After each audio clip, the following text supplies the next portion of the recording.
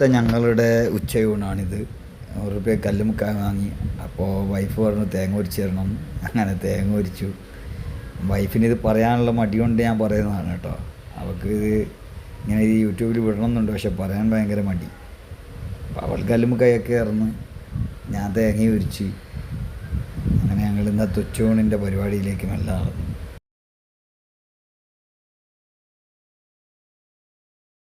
മകളും ഉണ്ട്, ഇന്ന് സ്കൂളൊക്കെ ഇല്ലാത്തതുകൊണ്ട് മകളും കൂടെ ഉണ്ട്. അപ്പോൾ അവളും കൂടി അടുത്തിരുന്ന് ഇതൊക്കെ വെള്ളമിറക്കിയിരിക്കുകയാണ്. വിശക്കുന്നുണ്ട് തോന്നുന്നു അല്ലേ? അപ്പം വേഗം കല്ലും കയറക്ക് മോളെ, അവൾക്ക് വിശക്കുന്നുണ്ട്.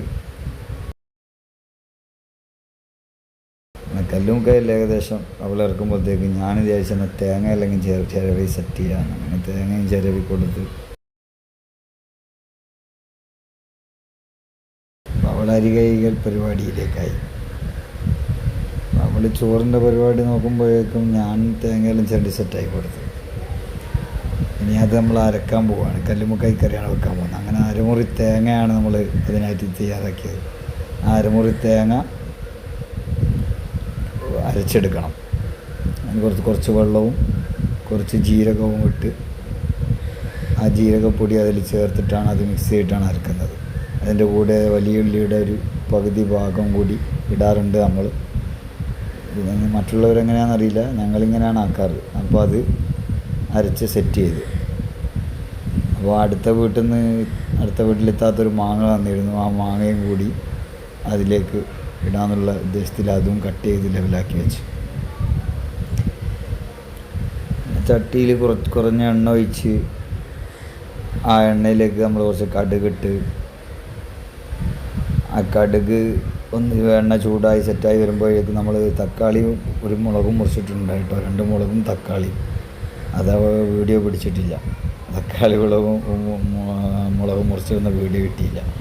അപ്പോൾ അത് വാട്ടിയെടുത്ത് പകുതി ഉള്ളിയും ഒരു തക്കാളിയും 2 മുളകും. അപ്പോൾ അത് ഈ കടുക് എണ്ണ ഒഴിച്ചതിന് ശേഷം വിട്ട കടുക് ഒന്ന് പൊട്ടി സെറ്റായതിനു ശേഷം പൊട്ടി സെറ്റായതിന് ശേഷം നമ്മളിതൊന്ന് ഇളക്കിയെടുത്ത് അതിൽ കുറച്ച് കറിവേപ്പിലയും സെറ്റ് ചെയ്ത് അതൊന്ന് വാളാൻ വേണ്ടി കാത്തു വെക്കണം.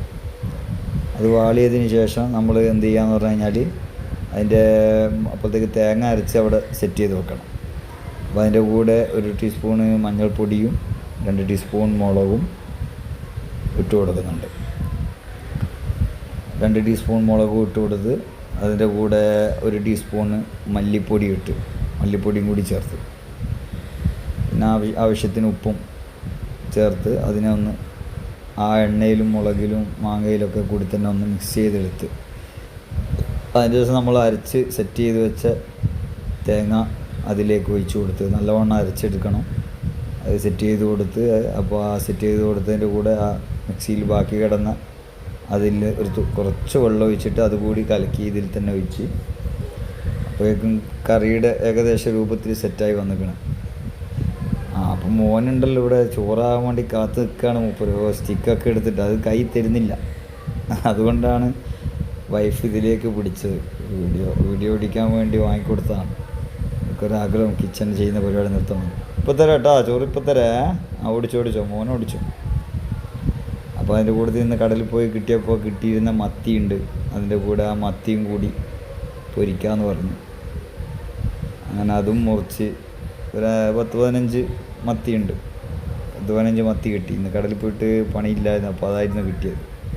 അപ്പോൾ അതും കൂടി പൊരിക്കാമെന്ന് പറഞ്ഞു. അങ്ങനെ അതിൻ്റെ കൂടെ കാര്യങ്ങളെല്ലാം ചെയ്ത് മുളകും മഞ്ഞൾപ്പൊടി ഇട്ട് മസാല സെറ്റ് ചെയ്ത് അതും പൊരിച്ചു. അങ്ങനെ ഇന്നത്തെ ഉച്ചയൂണ് ഞങ്ങൾ അടിപൊളിയാക്കി. ഞങ്ങളുടെ ഇന്നത്തെ ഉച്ചയൂണ് അടിപൊളിയാണ്. അപ്പോൾ അതിൻ്റെ കൂട്ടത്തിൽ കല്ലുമുക്കായി കറി അപ്പോഴത്തേക്ക് സെറ്റ് കല്ലുമുക്കായി ഇടുന്നത് കാണിക്കാൻ പറ്റിയില്ല. അപ്പോഴേക്കും വീഡിയോ ഓഫായി. തിളച്ചുകൊണ്ടിരിക്കുമ്പോൾ കല്ലുമുക്കായി ഇട്ട് കൊടുത്ത് മത്തിയും പൊരിച്ച സെറ്റായി. അങ്ങനെ ഊണ് കഴിക്കാനുള്ള തയ്യാറെടുപ്പ് തുടങ്ങി. മകനാണ് ആദ്യം തന്നെ, അവൻ്റെ റോളാണ്. ഇതെപ്പോൾ അവൻ ഇട്ട് തരണല്ലേ, പ്ലേറ്റും അതൊക്കെ അവിടെ ഉണ്ടാവില്ല. അപ്പോൾ എല്ലാവരും വീഡിയോ ഇഷ്ടമാണെങ്കിൽ സബ്സ്ക്രൈബ് ചെയ്യണം. ഞങ്ങൾ ചെറിയൊരു കുടുംബമാണ്. നിങ്ങളുടെ സപ്പോർട്ടാണ് ഞങ്ങൾക്ക് വലിയ ആശ്വാസം. ലൈക്ക് ചെയ്യണേ.